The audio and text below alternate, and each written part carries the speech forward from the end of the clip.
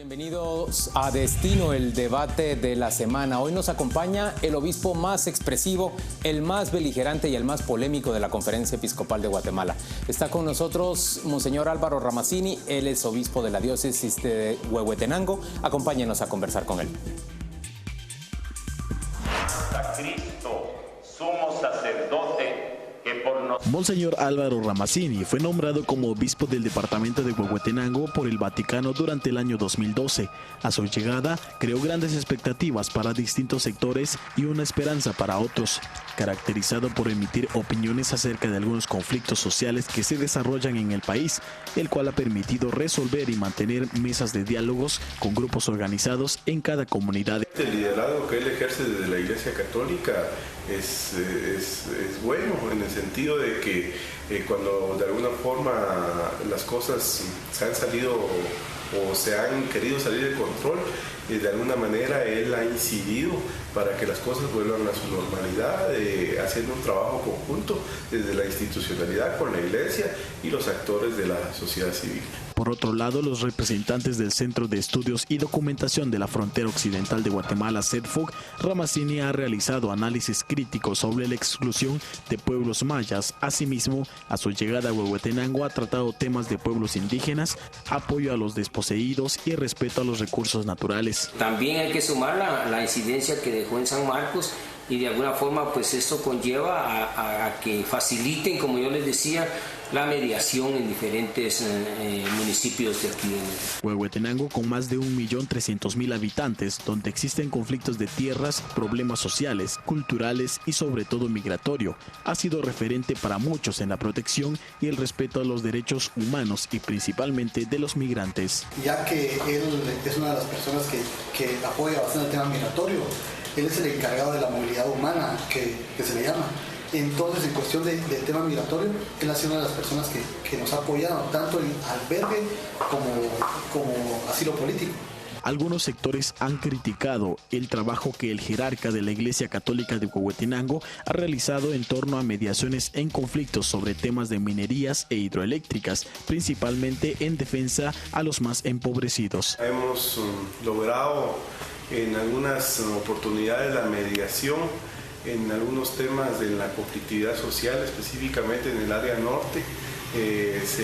Como gobernación nos hemos abocado en algunas oportunidades con él para poder mediar ante algunos de estos conflictos que han suscitado en el área, obteniendo, pues gracias a Dios, buenos resultados. Para algunas organizaciones ambientalistas, también ha sido referente en las luchas comunitarias en defensa del territorio, ante un modelo económico que han denunciado durante varias actividades y ruedas de prensa.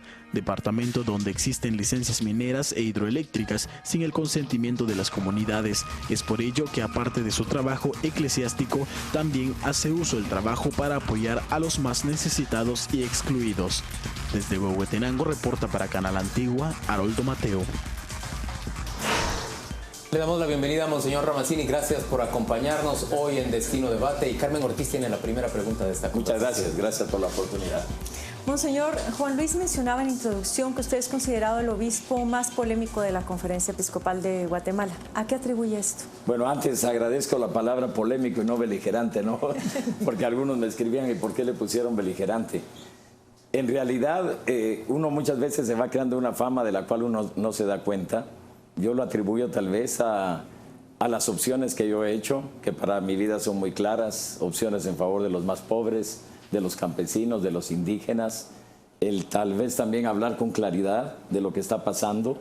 No me interesa quedar bien con nadie, solamente con Dios y mi conciencia. Y entonces eso muchas veces, tal vez a muchos les molesta, porque decir la verdad siempre duele, como decía Monseñor Gerardi, pero al final es necesario, sobre todo en un país donde hemos caído en esa trampa de engañarnos, de no ser auténticos, de no ser transparentes y de decirle a usted realmente lo que uno no está pensando. Se ha hecho como un hábito, ¿no? Ahora, ¿no atribuye también esto a que más allá del púlpito, usted tiene una participación activa en varios procesos de mediación en algunos conflictos sociales, y esa participación tan activa pues no es un denominador común en otros sacerdotes? Bueno, indudablemente, y yo sí quisiera aclarar, porque me parece que esto es algo muy importante que el auditorio lo sepa, porque a veces las críticas que yo recibo es: usted se está metiendo en lo que no debe, usted está haciendo lo que no debe, usted lo que tiene que hacer es encerrarse en su catedral y desde ahí hacer su ministerio pastoral. Pero eso no es así, es decir, para mí el compromiso pastoral es siempre hacer una opción muy clara a favor de la vida, una opción muy clara a favor de la justicia, de la verdad, porque estoy convencido que sin justicia, sin verdad, sin libertad y sin solidaridad este país no va a crecer en la paz que necesitamos. ¿Nunca le han llamado la atención por eso? Del Vaticano nunca, no. ¿Cuál es su ideología? ¿Cómo se define usted a sí mismo? Un creyente en Jesucristo que trata de seguir el Evangelio de Jesús. A quienes lo llaman marxista, ¿qué les responde? Bueno, que deberían de estudiar el marxismo, que deberían de estudiar el Capital, que deberían de estudiar la historia de la evolución del pensamiento marxista, porque muchas veces la gente, al decir eso, realmente lo que está mostrando es una gran ignorancia, ¿verdad? Porque uno de los pilares en mi manera de pensar es la doctrina social de la Iglesia. Y la doctrina social de la Iglesia es la concretización de lo que son las verdades del Evangelio de Jesucristo y del Nuevo Testamento en general. Monseñor, durante los eventos que sucedieron entre abril y septiembre del año 2015, la Iglesia tuvo un papel muy importante en cuanto también a hacer una opción por la sociedad civil y por la sociedad en general del país. Salió un comunicado en donde se definía desde la Iglesia que había que orientar con firmeza el rumbo de la patria, estabilizarla en medio de vaivenes políticos que se estaban viviendo. ¿Cuál es la ruta hacia la cual hay que orientar la patria desde esa perspectiva, Monseñor? Bueno, precisamente hace un par de días, el día viernes, hicimos público un comunicado en donde nosotros hacemos algunas declaraciones muy importantes. Primero, que realmente la crisis de pobreza en este país es grave, que no solamente hay más pobres, sino que los pobres son más pobres. En segundo lugar, hacemos una declaración muy contundente que el sistema económico actual lo que ha hecho es generar exclusión, generar más pobreza, generar más inequidad. Entonces, hay necesidad de reformular políticas que ayuden a transformar este sistema económico. Bueno, nosotros no somos economistas, estamos hablando a nivel de principios, si usted quiere, ¿no? En tercer lugar, sí señalamos que, dada la situación actual, habría necesidad de tomar, entre algunas cosas, por ejemplo, todo el tema de la generación de empleo digno, quiere decir empleo bien remunerado, con condiciones laborales bien que se apeguen. Quiere decir no salario mínimo diferenciado. Indudablemente, aunque a veces en eso hemos discutido, ¿no? Porque ¿han discutido los obispos? Sí, entre nosotros, ¿no? Porque a veces, por ejemplo, se dice, pero es que la gente no tiene otra alternativa, no tienen trabajo, no tienen de qué subsistir, entonces por 20 que sales al día hacen lo que tengan que hacer o que no tienen otra fuente de ingresos. Yo personalmente no estoy de acuerdo con eso, porque después se dice, sí, pero si se pone el salario mínimo, entonces muchos empleadores van a decir, no nos alcanza el dinero para pagar, entonces mejor no contratamos gente. Es decir, el tema es mucho más de fondo, ¿no?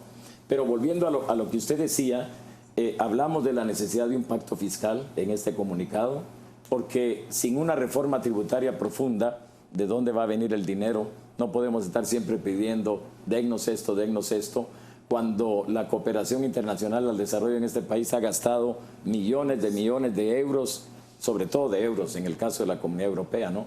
Y en tercer lugar, hablábamos también de la necesidad de reconocer la gran ayuda que nos dan los migrantes. Yo, en ese sentido, yo era un crítico de ese plan de la prosperidad ofrecido por Estados Unidos, y así se lo dijimos al embajador de Estados Unidos que vino, que pidió una cita con nosotros en esta semana, que daba risa que Estados Unidos esté ofreciendo 760 y pico de millones de dólares para Guatemala, cuando los migrantes en este año pasado mandaron 6.500 y pico de dólares. Entonces, reconocemos también el tema de la ayuda que los migrantes están dando para la estabilidad económica. ¿Y en lo político, Monseñor? ¿Las acciones de reforma, de orientación? Bueno, el otro punto que pedimos es reformas a la ley electoral y de partidos políticos. En este comunicado nosotros conscientemente, así de verdad, sabiendo que lo que íbamos a publicar, no le va a gustar al Congreso de la República, pero lo dijimos porque hoy por hoy realmente necesitamos esas reformas a la ley electoral y de partidos políticos. No podemos seguir con el transfugismo, no podemos seguir con el número que tenemos de diputados, con todo lo que eso significa económicamente hablando. No podemos seguir con el tema de la reelección de los diputados. En el caso, por ejemplo, de Huehuetenango, 10 diputados que en los 3 años y medio que yo estaba en Huehuetenango, yo puedo decir, señores diputados o diputadas, ¿qué han hecho ustedes por el departamento? Porque muchas veces la gente dice, no, es que los diputados nos ofrecieron este proyecto.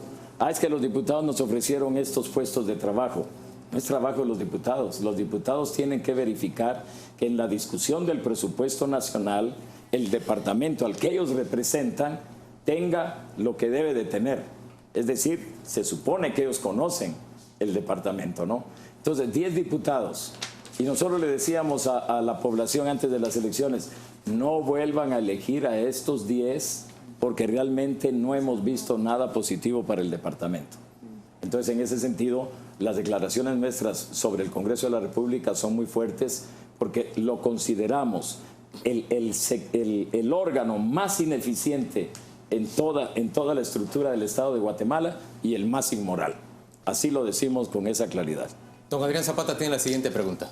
Monseñor, ¿considera usted que dentro de la intervención que tiene que tener el Estado en el interior, sobre todo del país, esta se debe limitar a aspectos como infraestructura y exclusivamente el tema salarial en la generación de empleo, o tiene que haber algo más para este desarrollo de los más excluidos? Bueno, tomemos el ejemplo, ¿no? Un ejemplo que siempre me da vergüenza mencionarlo y que me duele en el corazón decirlo.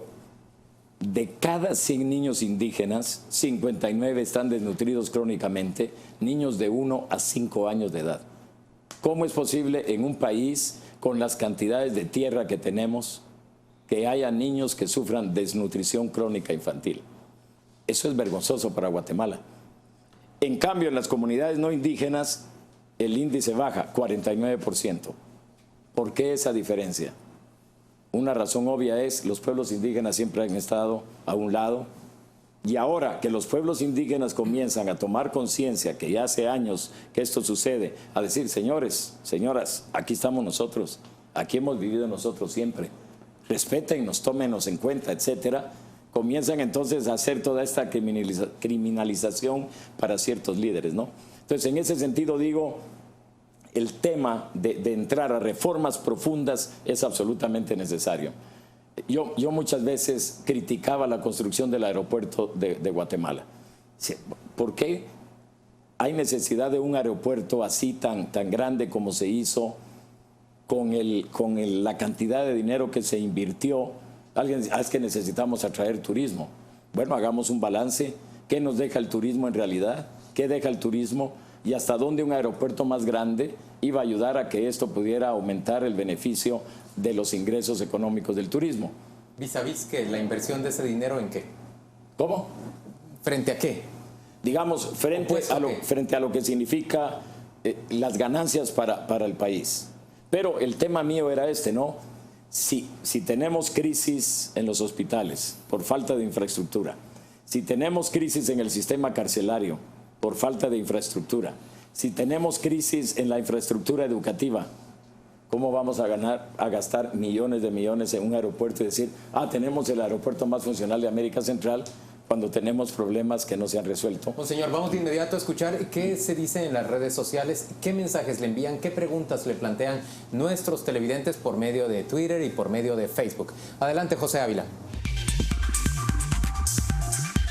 Hacemos el primer enlace en Facebook y nos comenta Luis Enrique Monroy. Quisiera preguntarle que si se opone a muchas cosas que según él están mal, ¿cuándo va a presentar sus propuestas para generar empleo y riqueza para las grandes mayorías? Temas reales y apegados a la realidad mundial. Giovanni Vázquez nos dice que si la decisión de cambiarlo de diócesis de San Marcos a la de Huehuetenango fue más política que en sí del Vaticano. Mauricio Guillén dice, ¿qué está haciendo la iglesia para erradicar la pobreza o es mero sermón? Se pregunta Mauricio. Marco Fonta nos dice, ¿por qué no somos más participativos? Los sacerdotes, obispos y el mismo cardenal. Cuando había cardenal, ¿por qué no les enseñan más a andar en la calle que en cuatro paredes? Ese comentario de Marco Fonta. Leamos otro comentario de Gloria Velázquez que nos dice, ¿por qué han apoyado a los campesinos de San Marcos para que roben la energía eléctrica y no paguen el servicio que reciben? Son los comentarios que tenemos a través de Facebook. Recuerde, es muy importante e interesante su participación. Envíanos sus comentarios, estaremos al pendiente de ellos. Juan Luis, con esto regresamos con ustedes hasta el estudio principal. Es falso que yo haya dicho a los campesinos en San Marcos que roben la energía eléctrica. Es decir, siempre insistimos que se debería de respetar el principio de la legalidad, pero siempre, y eso yo lo hice varias veces, repetir que no porque una ley sea legalmente establecida o hecha, vaya a ser una ley justa. Por eso, en aquel tiempo, cuando yo estaba en San Marcos, tuvimos varios encuentros con, en aquel tiempo era el vicepresidente, el doctor Espada. Hablábamos con este otro señor Luis, no me recuerdo ahora el nombre, discutiendo el tema de la necesidad de cambiar la ley de electricidad. Varias veces, unas 3 veces, visité la Comisión Nacional de Electricidad para preguntarles a ellos cuál era el problema y qué se podía hacer. Y la respuesta de ellos era, nosotros presentamos amparos, presentamos demandas, pero las empresas nos presentan amparos que tardan 1 año, 2 años, etc. Es decir, la gente consciente en San Marcos sabe que nunca yo dije roben la energía eléctrica. Al contrario, les dije eso va a traer problemas porque es un delito. Y todavía al principio de mi llegada a Huehuetenango, los directivos de Codeca, que ellos han mantenido esta posición, me invitaron. Organización que reúne a los habitantes del sur y el occidente. Me invitaron para que yo estuviera con ellos y el planteamiento de ellos era prácticamente preguntar qué pensaba yo sobre el tema de hacer las conexiones directas, ¿no? Sin utilizar los contadores de las empresas. Yo les dije, eso es un delito, y les leí el artículo 125, si no me recuerdo, del Código Penal, y el otro donde se castiga el robo de fluido eléctrico. Y cuando el robo se hace con violencia, la pena va de 2 a 5 años de cárcel. Entonces les dije, miren, ¿se quieren ir a la cárcel? Sigan robando ustedes electricidad. Señor Ramazzini, vamos de inmediato a una pausa comercial y volvemos dentro de muy poco. Hoy en Destino Debate hablamos con el obispo de la diócesis de Huehuetenango.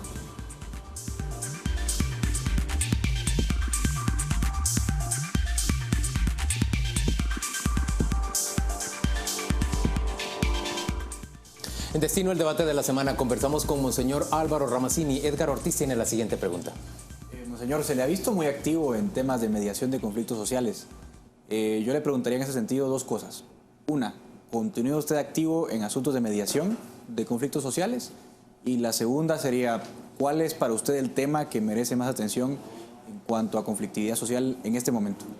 Bueno, yo trato de seguir mediando, ¿no? Sobre todo cuando me piden, porque indudablemente una de las tareas del obispo es ir creando condiciones para que el mandamiento más importante, que es el mandamiento del amor, se cumpla. Y indudablemente que cuando hay contradicciones, cuando hay choques, etcétera, uno tiene que ponerse en medio y a veces sí sale aquello de que quien se mete a Redentor sale crucificado, ¿no? Pero yo mantengo siempre esa disposición porque estoy convencido que no podemos vivir peleándonos y con los conflictos que tenemos. En el tema de la conflictividad, yo creo que uno de los puntos fundamentales, que lo hemos discutido antes también, lo discutíamos con algunos personeros del gobierno anterior, era el tema del modo como se conceptúa el desarrollo, cuáles son las características de este desarrollo que para nosotros es integral y sobre todo cómo se resuelve el tema también de las inversiones en las zonas pobres. Pongo un ejemplo, ¿no?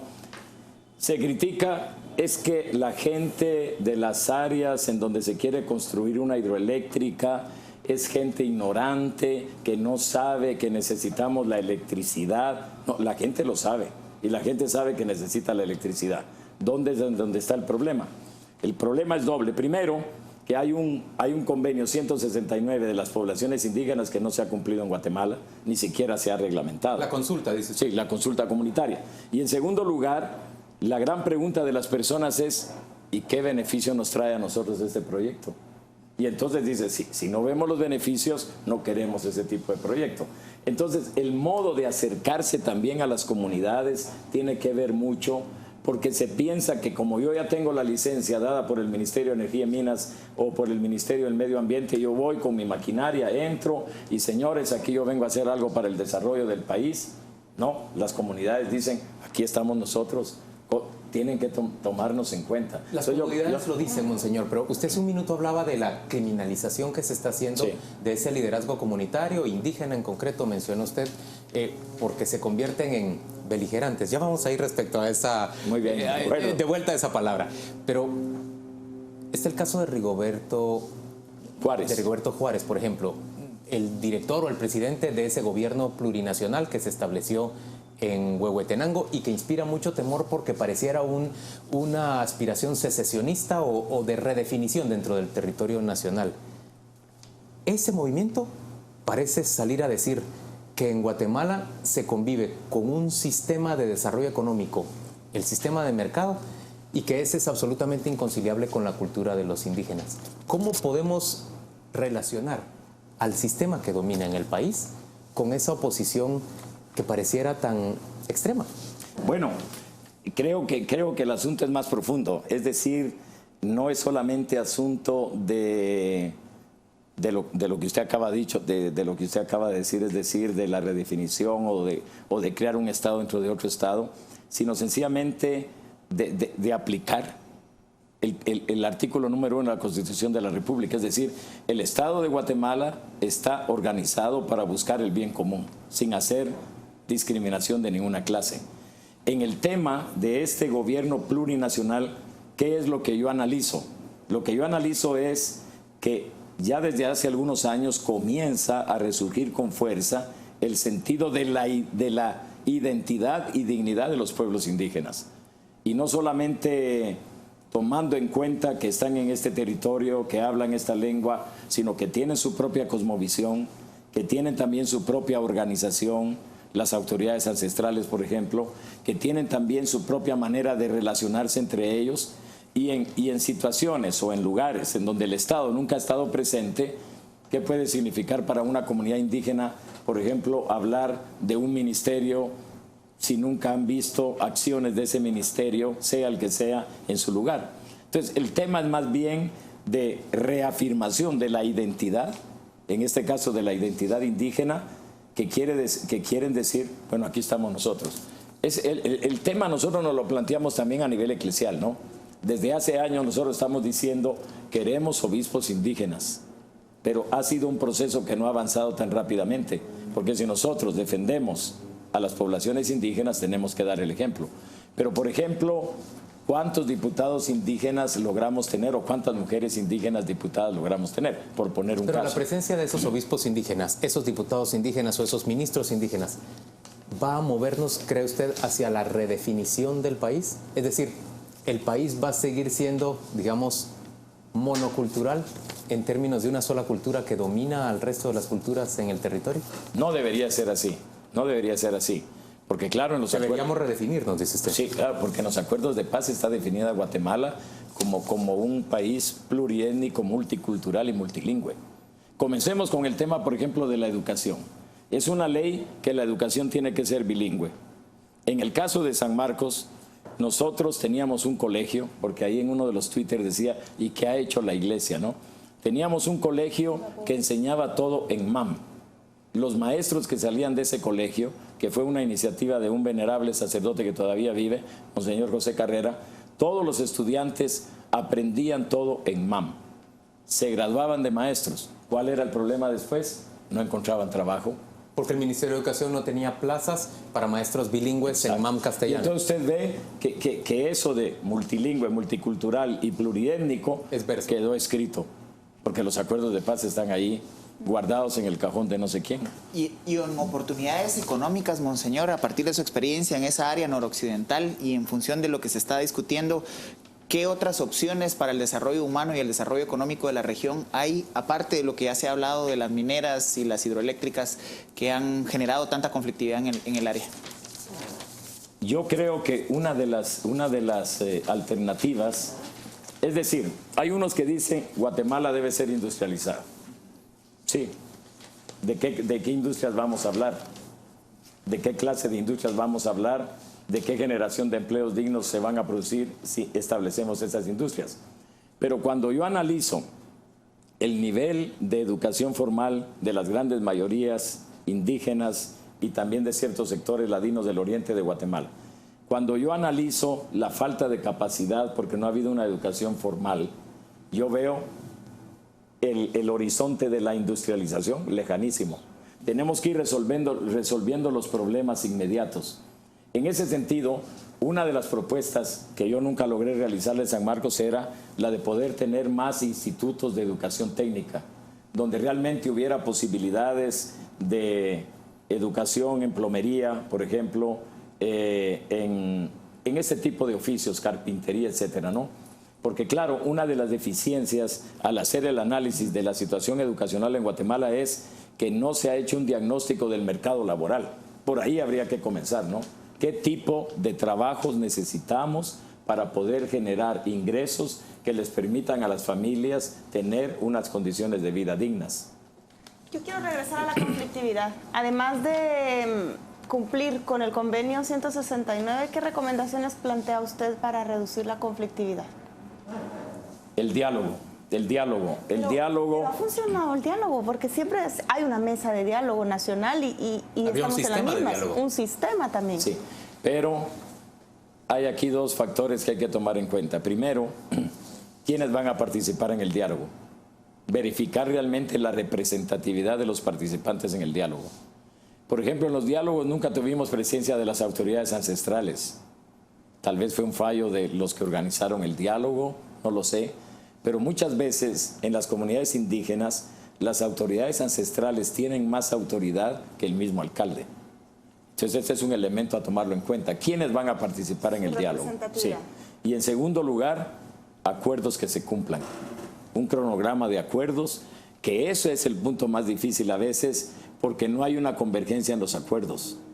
Es decir, hay que perder muchas horas para escuchar, sobre todo a la gente del campo, que cuando estamos en los diálogos hablan 1, 2 horas, se repiten, vuelven a repetir, pero hay que estar atentos a lo que están diciendo. Entonces, cumplimiento de los acuerdos, con un cronograma bien establecido que dé confianza a las poblaciones, e ir al diálogo sin prejuicios, ni de una parte ni de la otra.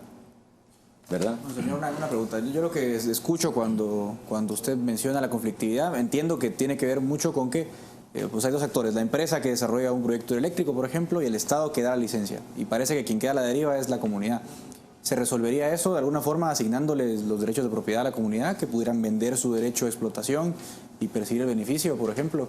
Porque yo entiendo que no vean beneficio directo de la obra porque no tienen capacidad de negociación.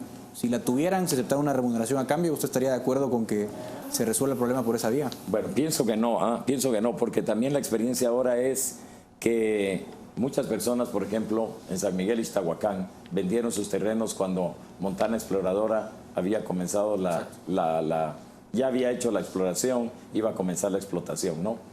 En ese caso la gente no lo supo. Fue una crítica que hicimos en aquellos años a los que estaban en Montana Exploradora, que ahora los directivos son otros, son diferentes, ¿no?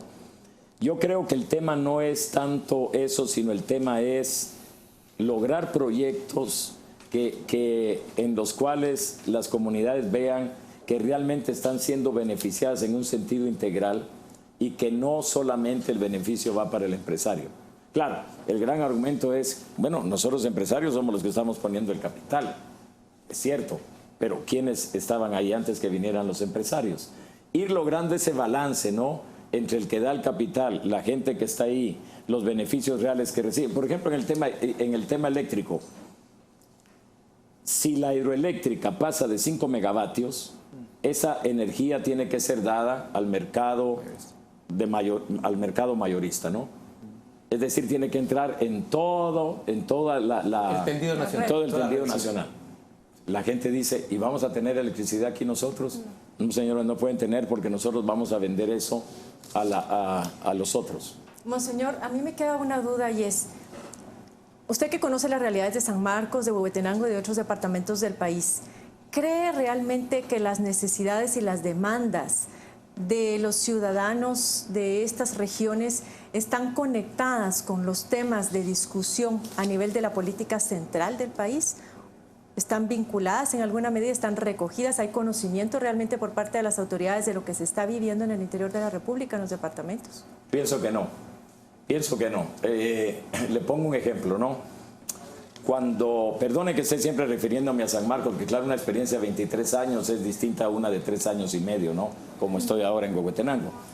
Cuando comenzó todo el tema en Tajumulco de la siembra de amapola, yo me recuerdo que tuve un encuentro con el ministro Bielman.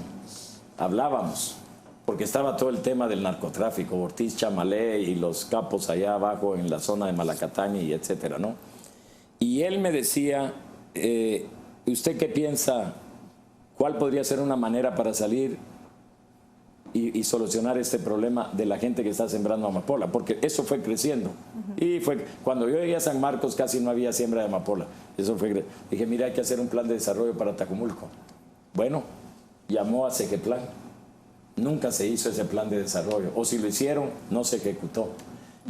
A mí me gustaría mucho que los ministros realmente visitaran las áreas más empobrecidas de las regiones donde nosotros estamos. La gran ventaja de nosotros los obispos, y eso nadie lo puede negar, es que visitamos las zonas más recónditas de las diócesis en las que estamos. Y en ese sentido nadie nos puede decir que estamos hablando de cosas que no sabemos. Yo creo que hay una desvinculación. Claro que aquí está el tema de los consejos departamentales de desarrollo y de la figura del gobernador.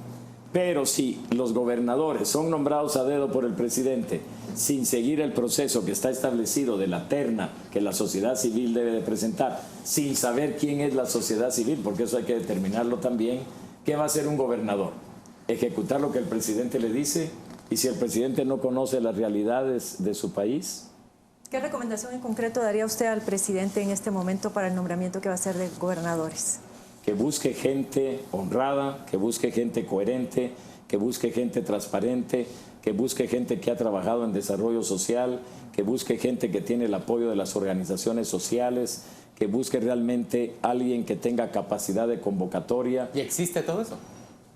En el caso de Huehuetenango, al menos yo conozco una persona que lo reúne, pero no quiero decir el nombre porque van a decir que ya estoy haciendo propaganda. Vamos aquí con José Ávila. A través del programa, ¿no? Monseñor, vamos con José Ávila para ver qué se está comentando en las redes sociales. Adelante, José.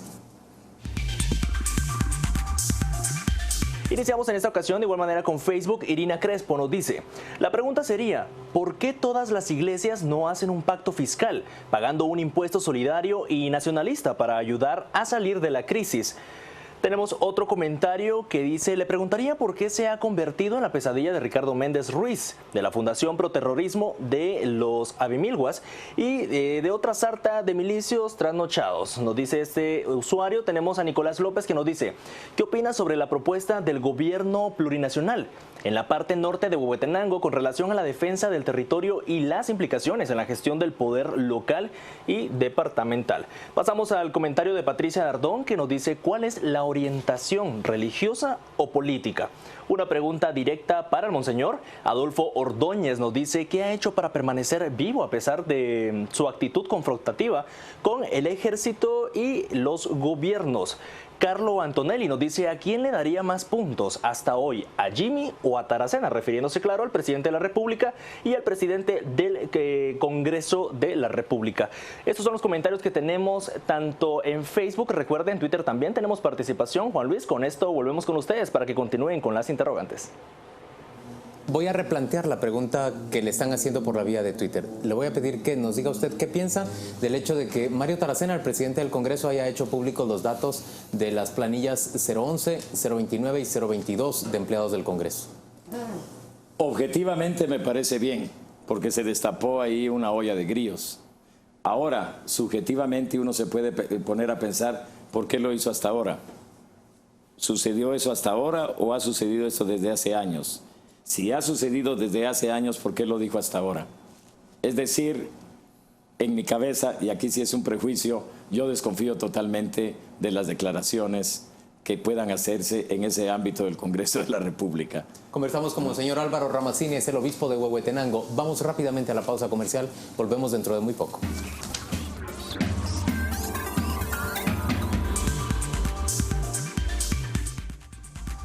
Conversamos con Monseñor Álvaro Ramazzini y Adrián Zapata tiene la siguiente pregunta. Monseñor, ¿considera usted que el desarrollo rural debe estar incluido en la agenda del nuevo gobierno? Y si así fuera, ¿mediante qué figura? ¿Mediante la Ley de Desarrollo Rural o la implementación de la política que se inició a implementar en los últimos años? Bueno, para responder a la primera pregunta, indudablemente sí. Es decir, las condiciones del campesinado guatemalteco son graves, ¿no? De verdad. En segundo lugar, yo no solamente hablaría de la Ley de Desarrollo Rural, sino de la política también de desarrollo rural. Es decir, incluir ambas. El tema realmente podríamos discutirlo aquí y sería muy interesante hacer como una discusión sobre esto, porque es uno de los nudos gordianos que tiene la estructura social de Guatemala. Hoy por hoy, el tema de la tenencia de la tierra no ha sido resuelto. Hablar aquí de reforma agraria es hablar de comunismo para muchos. Sin embargo, el Papa el año antepasado, en octubre, cuando hubo un encuentro con movimientos populares, él habló de la necesidad de hacer la reforma agraria en algunos países. Claro, muchos dicen reforma agraria es quitar tierra. No, no, no. El Vaticano hace años publicó un documento sobre el tema de cómo se puede hacer una reforma agraria. Ese tema está ahí pendiente, ¿no? El tema de las condiciones laborales en las fincas, los salarios, las condiciones de las mujeres, los lugares donde los ponen a dormir, etc. Bueno, eso da indignación cuando uno visita las fincas, ¿no? Entonces yo creo que indudablemente hay que trabajar sobre el tema y volverlo a retomar. Yo, desde lejos, porque no soy experto en eso, yo digo, el Ministerio de Agricultura tendría que ser reducido, tendría que ser como puesto en compartimentos, ¿no? Porque es Ministerio de Agricultura, de Ganadería, de Alimentación y de no sé qué otra cosa, ¿no? Es imposible eso. Es decir, tendrían que focalizarse, reestructurarlo para poder responder a la situación del campesinado guatemalteco. Señor, ¿usted conoce a Jimmy Morales? ¿Qué piensa del nuevo presidente?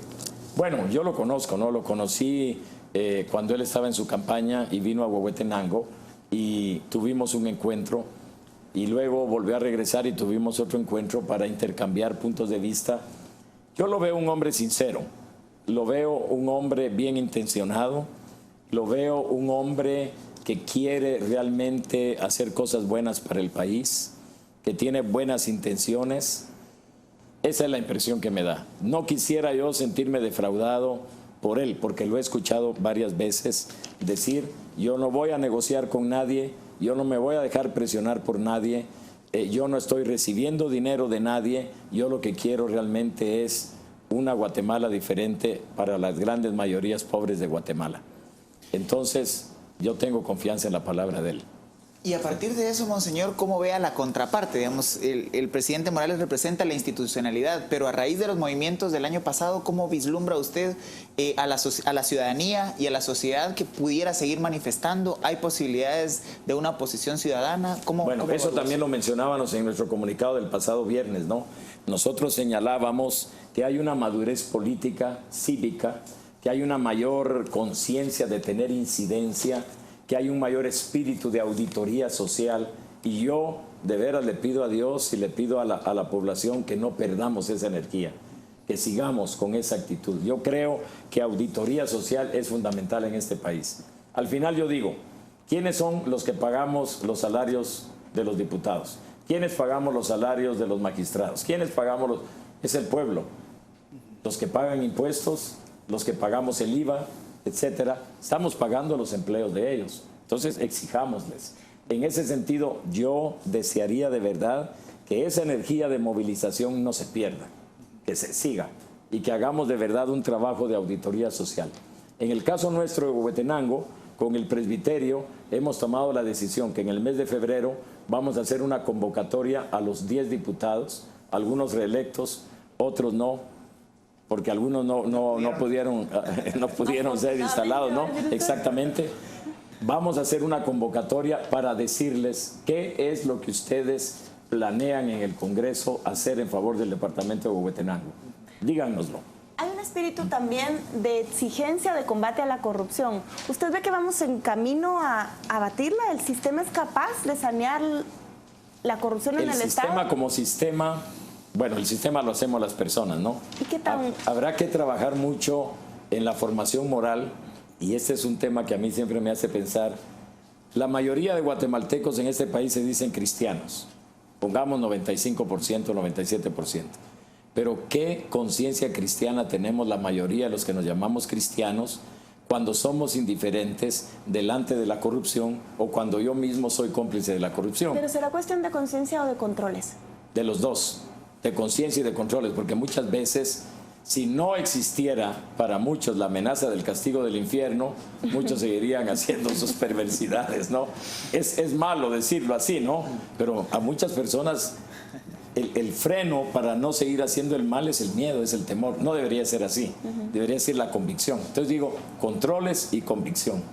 ¿Cómo ve usted la conflictividad municipal, monseñor? En muchos casos de corrupción están emergiendo mucha insatisfacción de las personas en las comunidades porque es su autoridad más cercana. ¿Cree usted que este es un riesgo para el país y de qué magnitudes si así lo fuera?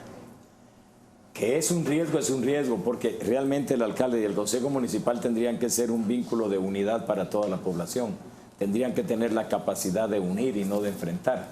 Pero lo que yo descubro es que todavía en este país, que estamos en una democracia muy incipiente, la mayoría de personas no tienen esa convicción de ser ciudadanos en el sentido pleno de la palabra. Son ciudadanos solo cuando van a votar o cuando les obligan a que paguen su boleto de ornato, en el caso de las municipalidades. Pero esa conciencia de que yo me siento responsable de todo y que me siento responsable de la comunidad y que me siento responsable de la naturaleza. Mira, por ejemplo, un detalle tan, si usted quiere, de verdad banal, los montones de basura que se acumulan en las calles. Allá en Huehuetenango es increíble la contaminación que hay en un riachuelo que pasa ahí por Huehuetenango. ¿Eso qué me demuestra a mí? No hay conciencia de que soy un ciudadano, que tengo derechos y tengo obligaciones. Mientras esa conciencia quede reducida solamente a votar, entonces no vamos a avanzar mucho, ¿verdad? Yo quiero avanzar en esa línea. Usted mencionó algo que me pareció muy interesante, ¿no? Cuando hablaba, usted por ejemplo mencionó que a veces los líderes comunitarios tienen mayor legitimidad que los alcaldes o que algunas instituciones del Estado. Las autoridades ancestrales. Claro, ¿cómo conciliar, cómo integrar, digamos, ese sistema informal de reglas con el sistema formal de reglas que es el Estado? ¿Es posible o por dónde ve usted la integración? Porque parece que el Estado no tiene mucha presencia legítima en algunos sitios. Por ahí comenzaría, ¿no? Es decir, si realmente hubiera una presencia del Estado, aunque los alcaldes normalmente van a visitar sus comunidades, pero a veces las van a visitar solo cuando hay fiestas, van a inaugurar la fiesta patronal de la aldea o van a ofrecer un regalo, eso, ¿no? Pero que haya realmente, yo creo que habría que fortalecer mucho el modo de seleccionar los miembros de los COCODES, como también indudablemente seleccionar muy bien los miembros del COMUDE y luego también del Consejo Departamental de Desarrollo, del CODEDE, ¿no? Por ahí creo que hay que trabajar para ir logrando esa integración y muchas veces lo que yo he mencionado de las autoridades ancestrales, ellos muchas veces quedan al margen aparentemente, pero por debajo van teniendo mucha incidencia. Entonces hay que tratar de acercarse a ellos para escucharlos. ¿Usted cree que hay que integrarlos a los consejos de desarrollo? No. Comunitarios no van a aceptar. No van a aceptar porque la visión que ellos tienen de su autoridad es diferente. ¿No se colegia en una institución? No. Es decir, es como un pequeño universo dentro de un universo más grande. Entonces hay que más bien buscar los puentes de relación, ¿verdad? Señor, hablando de otra cosa igual de delicada que esto, en el marco de la justicia transicional, lo que está viviendo el país con las últimas capturas de exmilitares por una serie de delitos que se les atribuyen dentro del conflicto armado, ¿es un tema que a usted le preocupa, la decisión y la polarización que se vive, o cómo lo ve usted? ¿Qué vislumbra? Es un tema que me preocupa. Primero me preocupa por el hecho, ¿por qué salió ahora? Me llama la atención, yo no tengo argumentos para dar una respuesta, pero ¿por qué salió precisamente ahora? En segundo lugar, cuando nosotros los obispos publicamos la carta Urge la verdadera paz, tocábamos el tema de la relación victimarios-víctimas. Y nosotros ahí pedíamos que aquellas personas que tenían la conciencia de haber hecho daño, porque se habían involucrado en masacres, se habían involucrado en actos de lesa humanidad, que se habían involucrado en asesinatos que no tenían ningún sentido, que pidieran perdón, porque ese era el inicio del camino de la reconciliación. Hasta hoy yo no he escuchado a nadie de los que intervinieron en el conflicto armado, de un bando o del otro, haber dicho, perdónennos, lo hicimos equivocadamente. Yo me recuerdo, cuando yo era secretario de la Conferencia Episcopal de Guatemala, estoy hablando del año 91, tuvimos un encuentro con la cúpula del ejército. Y en ese tiempo estaba todo el asunto del proceso de negociación, se hablaba de Monseñor Quesada como el negociador, etcétera, ¿no? Y una de las preguntas que le hicimos a uno de los generales que estaban allí fue esta: ¿por qué el ejército actuó como actuó y por qué hizo lo que hizo? Y la respuesta fue, bueno, respondía a una mentalidad, nosotros no queríamos que el marxismo entrara, etcétera, etcétera, ¿no? Pero nunca he escuchado de alguien que diga, miren, cuando yo fui jefe en la base militar de tal lugar, yo viví esta situación y reconozco que yo cometí un exceso. Como tampoco he escuchado de algún comandante guerrillero de aquellos tiempos que diga, miren, nosotros tuvimos que entrar, y cuento un caso que sucedió allá en San Marcos, ¿no? Que íbamos en el camino y el ejército vino y la gente estaba ahí, y ahí ajusticiamos a 2 militares que habían llegado pensando que pasaba algo y que iban a dar ayuda, y cuando se dieron cuenta que éramos nosotros los guerrilleros, los agarramos y ahí los ajusticiamos. Nadie dice, cometimos un exceso de este tipo. Y claro, así el tema no avanza, ¿no? Porque si yo cometí un error, tengo que reconocerlo, y si yo hice daño a alguien, le tengo que pedir perdón para decirle, perdónenme, lo hice por esta y esta razón. Quizá no hemos llegado a ese punto. No. Todavía estamos convencidos de que cada uno luchó por lo que debía hacerlo y que tenía la razón. Claro, y que tenían la razón, ese es el problema. Señor Ramazzini, tenemos que despedirnos ya. Gracias por acompañarnos, gracias por venir a esta ocasión del Destino Debate. Vamos rápidamente a la pausa y volvemos los panelistas para ofrecer nuestras conclusiones sobre esta conversación.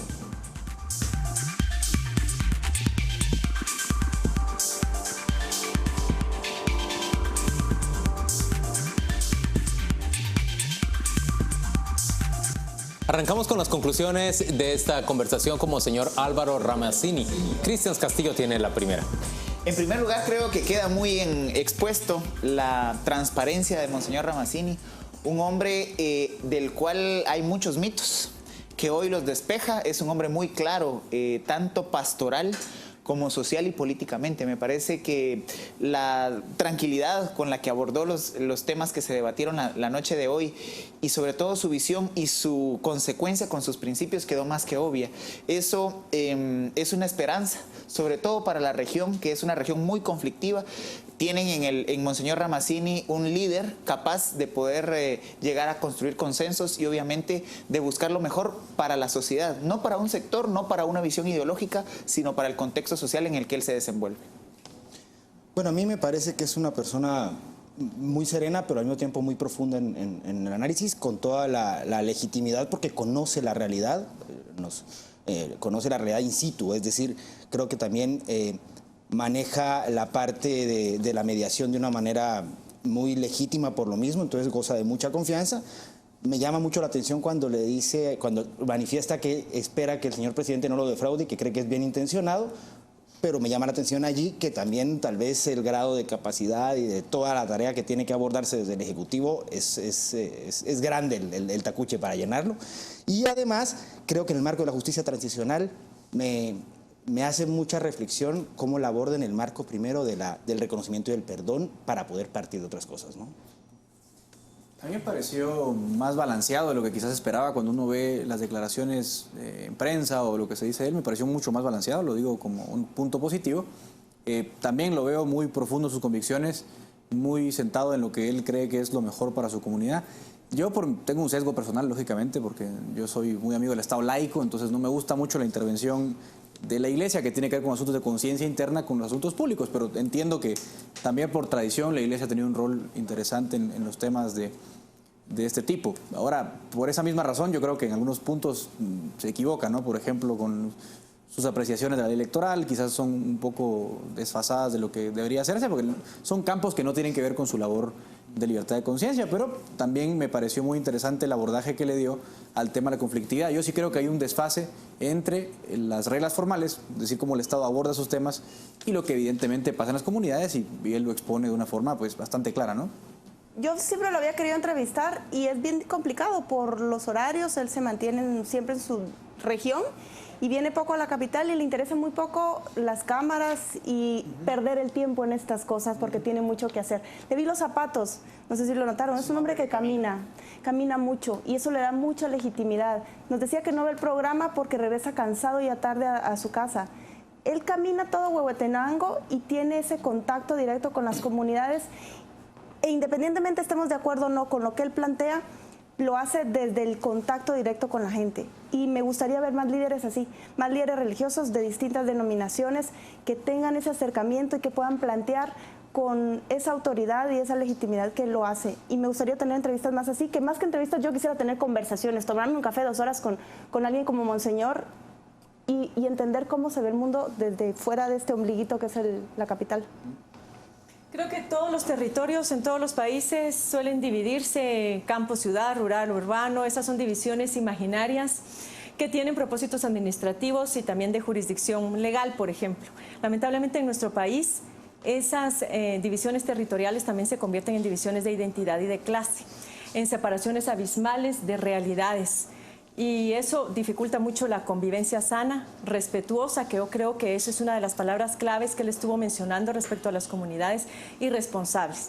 En Guatemala, lastimosamente, el Estado ha estado alejado, no tiene presencia, es decir, tiene mucho de culpa en lo que ha sucedido por acción u omisión, y en algunos casos ha sido cómplice de intereses coloniales, con lo cual personalidades como las de Monseñor Ramazzini pueden ser muy controversiales, pero yo sí creo que pueden llegar a crear puentes entre esa vida del campo y la ciudad, que lógicamente molesta a muchos porque mantiene una oposición permanente al status quo. A mí me parece que de todo lo que ha dicho Monseñor Ramazzini, lo más relevante tiene que ver con ese conocimiento suyo profundo de la identidad indígena y de la expresión de esa identidad frente a un Estado ausente, pero frente a un modelo que es opresivo, esa es la verdad. Si uno no nace ladino o no indígena en esta sociedad, en este territorio, la verdad es que difícilmente puede sentirse, digamos, bien recibido por la cultura nacional. Se le impone un Estado que es de corte occidental, que no toma en cuenta verdaderamente a las culturas nacionales. Yo pienso que ahí puede estar el aporte más relevante. Ese hombre es una especie de puente entre los dos mundos que conviven en Guatemala y podría ser útil utilizar más ese puente. Gracias por acompañarnos en esta noche. Por supuesto, le invitamos a que nos acompañe en todas las transmisiones del canal Antigua. Mañana a las 5:45, listos para ofrecerle la información más relevante con la que arranca la semana.